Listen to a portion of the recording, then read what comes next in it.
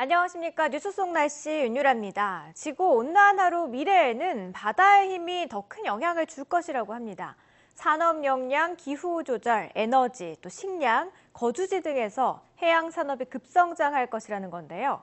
해양을 바라보라라는 말이 최근 우리나라에서도 자주 언급이 되고 있습니다. 오늘은 미래 해양 산업에는 어떤 것들이 있는지 함께 알아보도록 하겠습니다. 자, K웨더 반기성 센터장님과 함께합니다. 어서 오세요. 네, 안녕하세요. 네.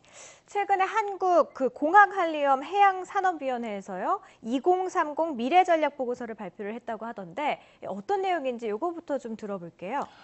우리나라가 이제 해양 강대국으로 거듭나기 위해서 어떤 기술에 집중해야 할까? 이제 국내 과학계와 산업계 해양 전문가 20여 명으로 구성된 한국공학한림원 해양산업위원회가 1년에 걸친 연구 끝에 이제 최근에 2030 미래해양산업 전략보고서를 발표를 했죠. 네. 이 중에 오늘은 가장 실현 가능성이 높으면서도 가장 실용적이고 또 경제적으로도 많은 도움이 될 수 있을 것으로 보이는 기술을 좀 소개해 보도록 하겠습니다. 네, 이 미래해양산업 전략보고서에서 탑3에 해당하는 기술들이 나와 있다고 하는데 어떤 것들이 있을까요? 해양 전문가들은 이제 기후 변화가 심해질 것으로 보이는 2030년 이후에는 이런 기술들이 아주 크게 각광을 받을 것으로 보고 있는데요. 예. 먼저 이제 극지에서도 버틸 수 있는 첨단 인공섬 기술이고요. 예. 두 번째는 북극 항로를 해치는 세빙선이나 이제 내빙수송선 기술입니다. 예. 세 번째는 해저 6,000m 이하를 누빌 수 있는 유인 잠수정 기술이죠. 네, 톱3에 해당하는 세 가지 기술들 간단하게만 들어봤는데 굉장히 좀 흥미로워요. 하나하나 좀 파헤쳐 봐야 될 것 같은데요. 자, 일단 첨단 인공섬에 대해서 이거부터 좀 자세한 설명 좀 부탁드릴게요. 첨단 인공섬은 해양 플랜트 기술 중에서도 뭐 세계적으로 가장 주목받고 있는 분야죠. 네. 무게가 수천 톤에 육박하는 원유 시추 장비인 티렛과 수백만 배럴의 원유를 저장할 수 있는 거대한 부위식 원유 생산 저장 하역 설비가 합쳐지면서 예. 바다 위에 떠 있는 거대한 인공섬을 만들어줍니다. 전문가들은 이런 인공섬 기술을 한층 발전시켜서 영하 50도 이하의 혹한에 견디고 또 유빙의 충돌에도 견딜 수 있는 극지 전용 인공섬 기술을 적극적으로 확보해야 한다고 말하고 있죠. 예.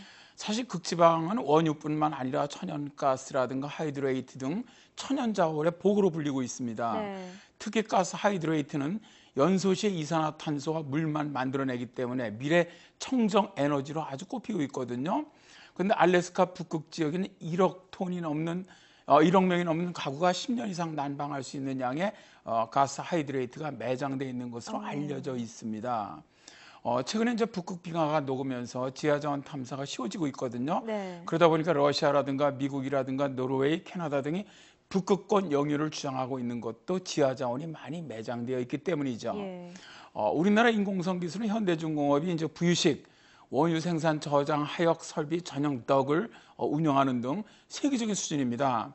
다만 영하 이제 수십 도에서 대량의 원유와 가스를 캐내고 보관하는 극한 기술이 접목해야 하는 과제는 남아 있습니다. 그렇군요. 자, 첨단 인공섬에 대해서 이야기를 좀 들어봤고요. 두 번째로는 북극 항로를 해치는 쇠빙, 내빙 수송선이라고 하셨는데 어떤 내용일까요?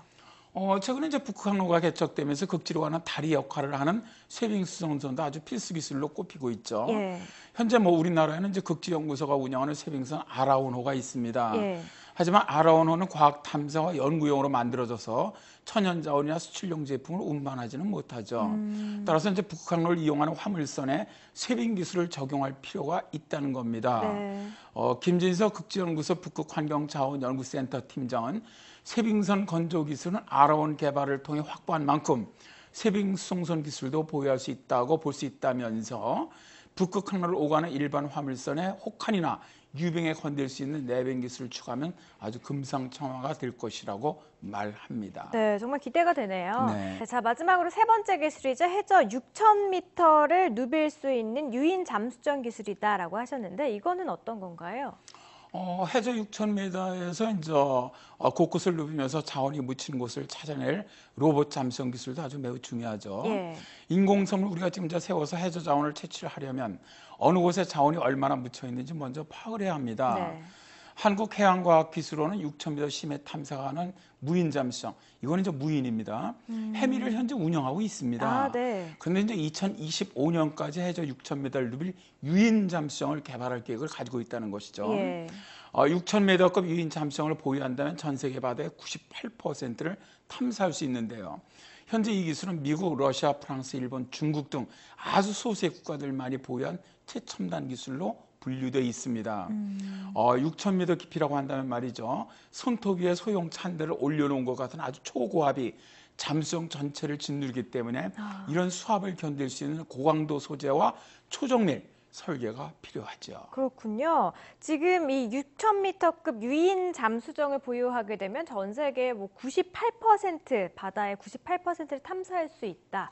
그렇기 때문에 정말 소수 국가들만이 이 기술을 갖고 있다라고 하셨는데 그렇다 보니까 이 해저지하 탐사 어떤 그 경쟁이 굉장히 치열할 것 같다라는 생각도 들거든요. 어떻습니까? 그렇습니다. 최근에 해저 전쟁이라는 책도 막 나올 정도로 해양 경쟁이 아주 치열한데요. 예. 최근에 좀 막강한 경제력을 등뒤에 업고 중국이 이제 해저 정거장 건설을 발표를 했거든요. 우주 정거장을 벤치마킹한 해저 정거장을 구상할 만큼 각국의 이제 해저 탐사 경쟁이 아주 치열해지고 있다는 얘기입니다. 예.